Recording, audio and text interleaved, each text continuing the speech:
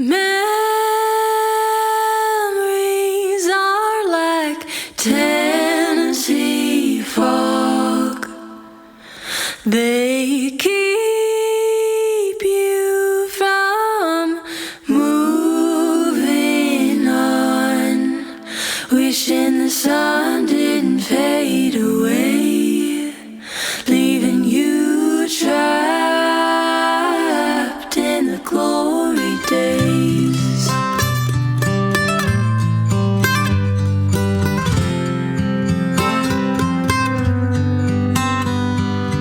I'm still surprised when girls my age have babies, and when folks I know tie the knot. My coming of age didn't soothe or save me. I moved away but never moved on. Was life that good, or has it just gone downhill since? Do I miss being young or the ignorance? Memories are like Tennessee fog. They keep you from moving on, wishing the sun didn't fade away, leaving you trapped in the glory days. I romanticize a life that I couldn't wait to leave. It just seems so much better now that I know what was coming down the pipeline for me. And I know what I'd say, and I know what I'd change if I had the chances. But I guess growing up is learning to live with the fun in changing circumstances.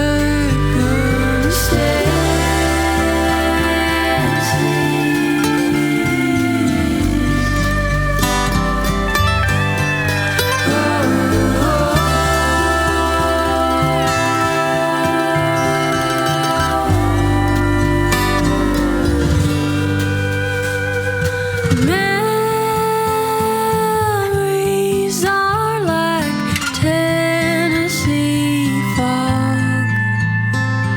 They keep me from moving on, wishing the sun didn't fade away, leaving me trapped.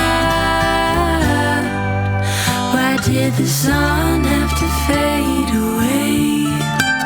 'Cause now I'm trapped in the glory days.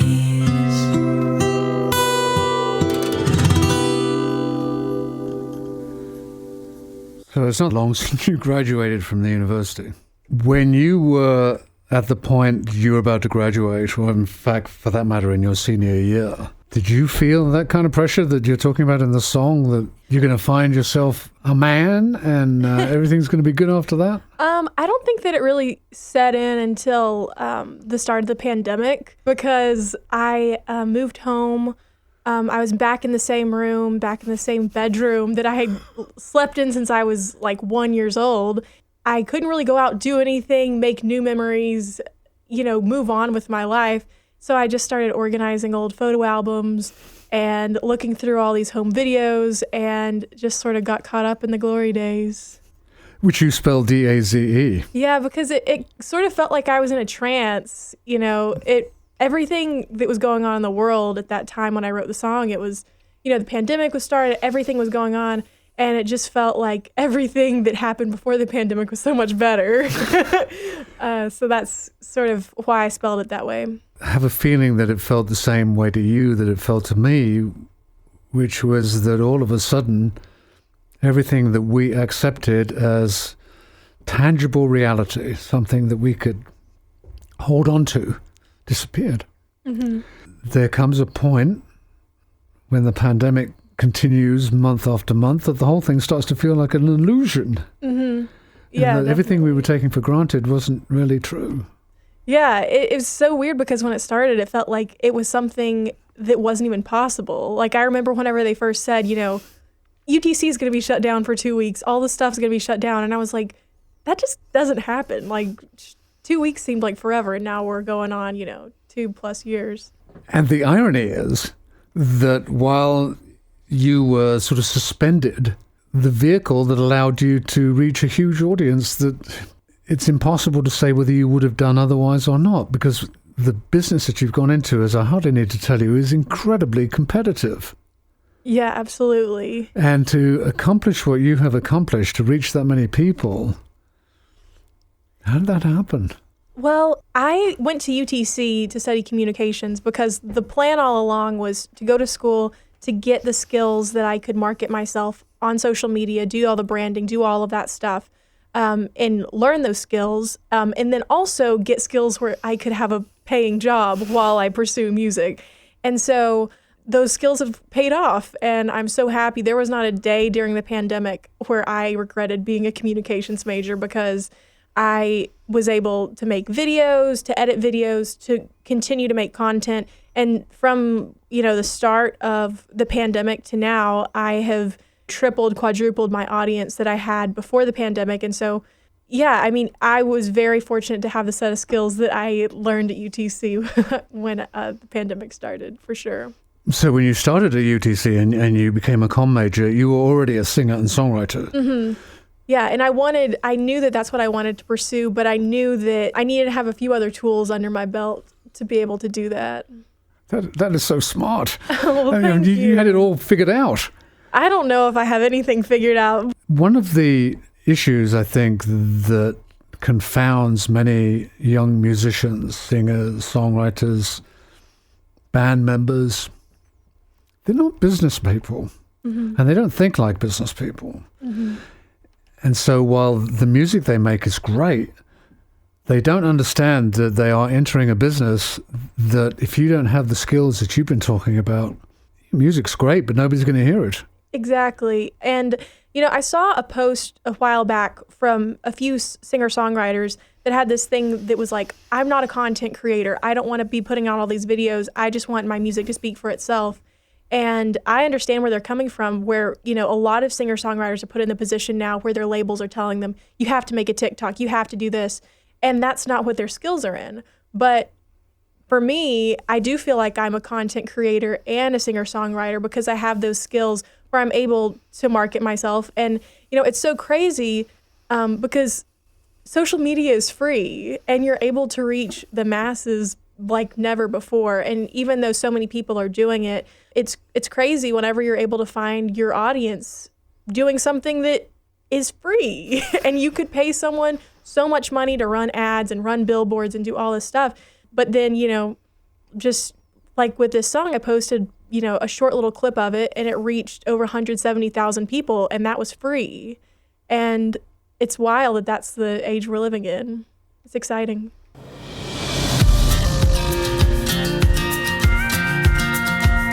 When our hats flew up, we hit the ground running, had to prove we could make ourselves something. We could see our name on the local news.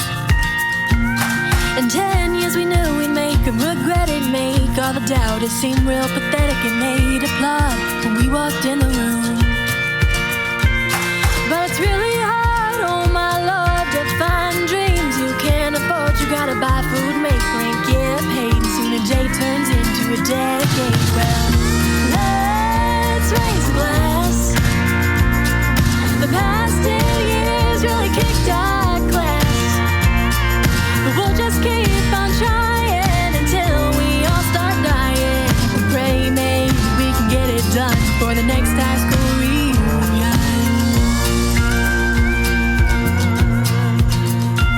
We put name tags on, but it's all for show. We create Facebook so we already know who lost their hair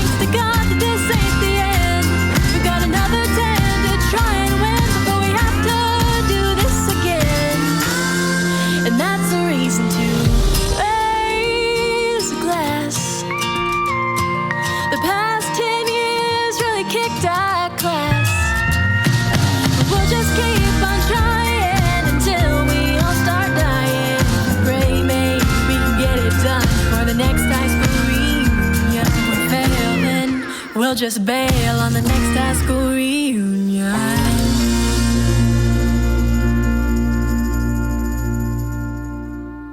I don't really know algorithmically, like all that sort of stuff, why it was that video. But I do think that it caught a lot of people's attention because the clip that I posted, the very first second of it was, I'm still surprised when girls my age have babies and when folks I know tie the knot. And I had the lyrics up on the screen. And so a whole lot of people were commenting on it like, oh my gosh, this is how I feel every day I get on social media and someone else that I knew is getting engaged or announcing that they're pregnant. And I just feel like I'm caught up, I feel like I'm still a teenager. And so I think that line resonated with a lot of people. And I think that's probably one of the reasons why it reached that amount of people. I think so too. As soon as I heard that, man, that is a line. Because you know that so much better than me. All of your friends, when you were in school, probably a lot of them had boyfriends and were talking about getting married. Mm-hmm.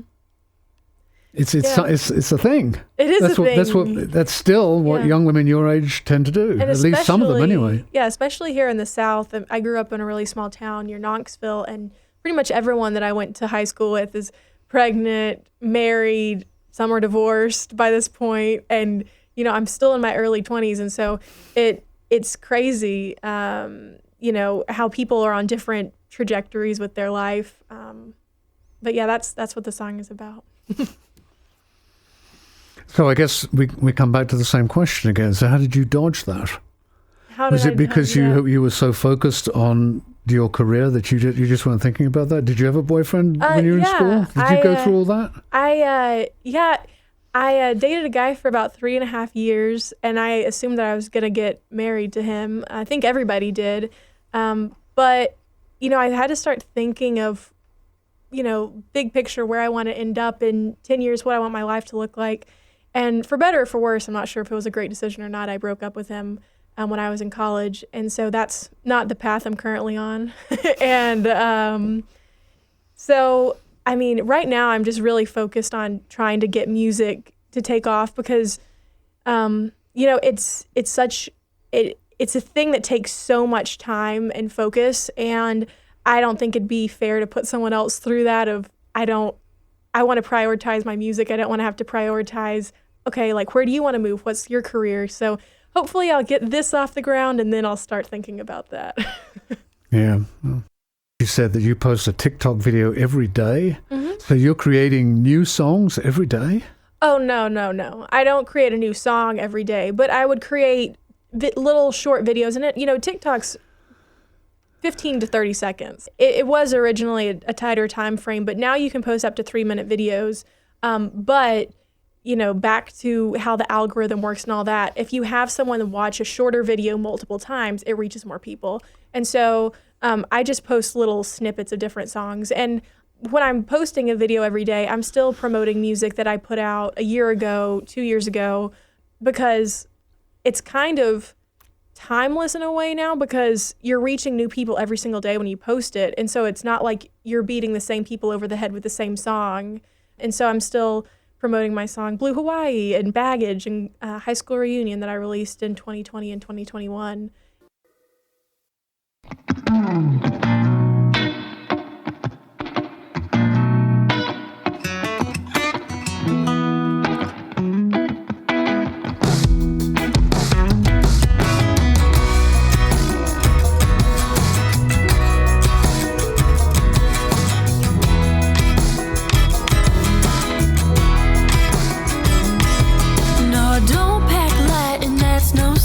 Got my red lipstick in all my sequins. I can carry a body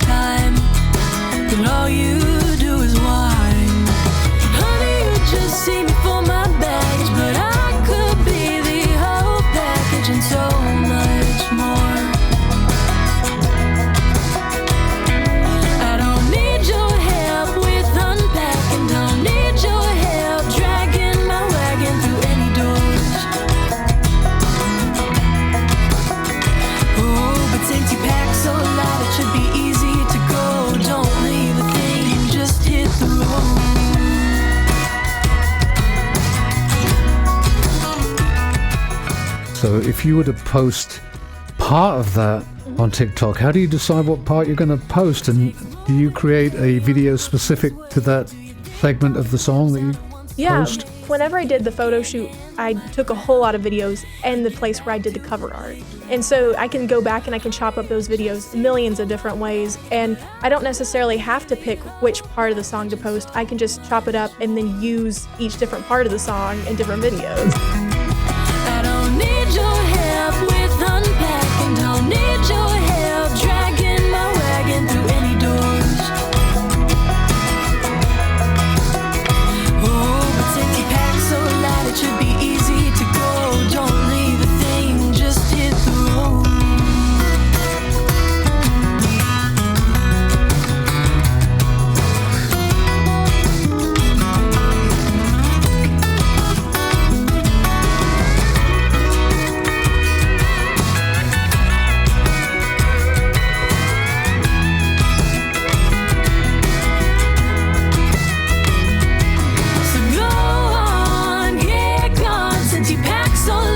Shouldn't take long. You could have been blessed by this mess. It turns out you're just like the rest. So go on, get gone. Since you packed so light, it shouldn't take long. You could have been blessed by this mess. It turns out you're just like the rest. Honey, you just see me for my baggage, but I could be the whole package and so much more.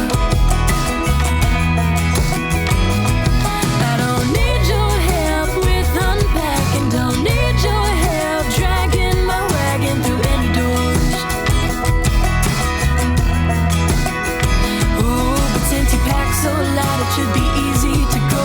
Don't leave a thing, just hit the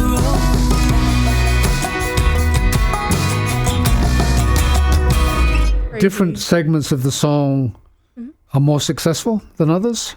Yeah, sometimes. I mean, it just depends on what It's not necessarily the hook, huh? No, it's not necessarily the hook. I mean, the part that got so many people with Glory Days was the first verse, and it wasn't the chorus. I had posted the chorus a few days before that and had just gotten a couple thousand views. And so I could sit here and analyze, the marketing strategies and all that sort of stuff with TikTok all day. But at the end of the day, I could post something and I could have posted that and it could have gotten 200 views. It's just sort of crazy. It's that sort of, there's some sort of like magic and mystery behind, how it reaches people and how the algorithm picks it up and all these things. But I'm just happy that it did. Well, not to stereotype or be sexist about it, but it's my impression that generally speaking, women pay more attention to lyrics than men do. Yeah, most of the comments were from women. So when you have a lyric like that is so, it's so clear, so clear-sighted, and it captures something that a lot of people are thinking, which is what songs are all about, right? A successful song is a song that articulates something a lot of people are feeling, but they don't quite have the words for it. Mm-hmm. So then, if that's true, and it would appear to be just from this example, then you might be well served to be writing songs that draw on your experience as a young woman in her 20s at a point in time where everything in the world seems to be a little chaotic. Yeah, and that is actually a great segue into saying that this is going to be the lead single for my debut EP that'll be coming out. That Glory Days is also the name of the whole EP, and Glory Days, the song, sort of sets up the whole mood of what the EP is talking about, because I wrote those songs when I was in that headspace. And so I'll have a second single coming out in July, a third one in August, and then the EP will be out in late September. And so some of them have this sort of raw, down-tempo vibe to it, but then there are 3 on the EP that'll be more up-tempo and more reminiscent to the older songs that I have put out. But yeah, they do draw on that experience of being in your, I've been joking that this is sort of like if a quarter-life crisis was a song, it would be Glory Days. So hopefully some other people are going through their quarter life crisis and they will resonate with the song as well. It seems to me as if TikTok has displaced MTV, that it serves essentially the same function, which in turn, at least for a time, it looked as if MTV would displace radio. It didn't. So I guess the question is, if you have success on TikTok, does that translate into radio airplay? And does it bring people to shows when you play shows? Well, I think it's different for every person that goes viral or gets a lot of views on a video. Because how's it work for you? Well, right now I haven't really been I've just been recording and gearing up for my EP. So, maybe ask me in 4 months and we'll see if it generates people coming out to the shows and all that sort of stuff. But, you've seen other people on TikTok get a lot of views on a song and then they get attention from a record label. Then that record label ships off their song that already went viral on TikTok to radio, and then they're really wanting to get radio success. So it's a way for the record companies, or at least the artists perhaps, well, somewhere between the two of you, it's a test marketing thing. Yeah, kind of. So you can say to the record company, look, all these people have watched this. Yeah. So then they're going to invest in you because there's reason to believe that it could be successful. Yeah. And that's how a lot of other artists have done that. And I don't necessarily know if that's what I'm, trying to do, like get the attention of a big label right now. I'm just focused on trying to put out, quality content for the people that follow me on social media, start generating, a little bit more of a following whenever I play shows, and put out songs that I think are good and that I feel like align with me and my actual experience. And so that's what I'm focusing on right now. I'm not trying to land any major label right now. You started out with a very clear goal. I have the impression that you're very goal-oriented. I'm extremely goal-oriented. So where do you want to be 5 years from now? My first goal is I would really like to start generating income. But yeah, my first major goal in 5 years, I would really like to be able to be a touring artist and live off of the money that I make from the merch table and playing shows and putting out music. And so that's the first big goal. So the cool thing about TikTok is, of course, it has no physical boundaries. Anywhere you go, potentially, in the country, or for that matter, anywhere else in the world, there's a possibility that there are people who have seen you on TikTok and you can play a concert and people will come and see you because they say, oh, look, there's Rachel. Well, just saw her on the TikTok. It's crazy because I look at my analytics every week of where people are streaming my music. And, it's since I'm based here in Chattanooga and I'm from a small town near Knoxville, those are sort of, I'm used to those sort of being the two main people. But I looked a few weeks ago, and after that video had gotten a lot of views on TikTok, there was this small town in England that had huge amounts of views. And I don't know anybody that lives in that place. And I don't know who that person is or how they found my music, but it is crazy. It is a global thing. It's not like everybody in, Chattanooga saw that video. It's so I mean, there are pros and cons to that because, if it was something where everyone in Chattanooga had seen that, then I could go play, the Memorial Auditorium and sell out. But they're sprinkled all around everywhere, which, is also cool because then you have a few people that feel like they are more connected to your music and they can tell other people about it and sort of spread through word of mouth. So, I'm trying to let, grow from where I am right now. I can keep putting TikToks out, but I want more people in the Chattanooga area to start listening to me, more people in the Knoxville area to start listening to me, and build that sort of grassroots audience that would be more reminiscent of how bands, gained their audience 20 years ago, 10 years ago, as opposed to just relying on TikToks. To that end, our guest, Rachel McIntyre Smith, will be playing on the stage in the Chattanooga market on Sunday, June 26th, starting at 12:30. Her debut EP, featuring 6 songs, including Glory Days, is set for release in September. This is Talking Writing on Scenic Roots on listener-supported public radio in Chattanooga.